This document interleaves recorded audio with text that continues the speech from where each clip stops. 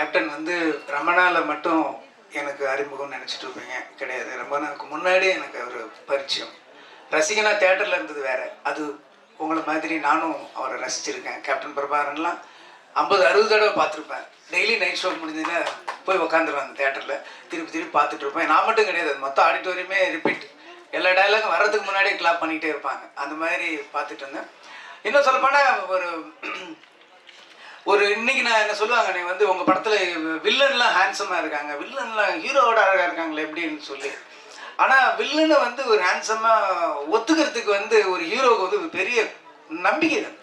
நீங்கள் அதை யோசிச்சு பார்த்தீங்கன்னா அதெல்லாம் அந்த ட்ரெண்டில் ஆரம்பித்தவர் கேப்டன் அவர்கள் தான். கேப்டன் அவரோட வில்லன்கள்லாம் பார்த்தீங்கன்னா பயங்கர அழகாக இருப்பாங்க. அதுக்கு முன்னாடிலாம் அப்படி இருக்கவே மாட்டாங்க. அந்த ட்ரெண்ட் ஆரம்பித்தது கேப்டன் அவர்கள் தான். சத்யராஜ், சரத் சார் ஆகட்டும், இன்னும் நிறைய பேர் சொல்லிகிட்டே இருக்கலாம். அவரோட கம்பெனியில் அவர் அறிமுகம் செய்தவர். அவர் எவ்வளோ பெரிய இது.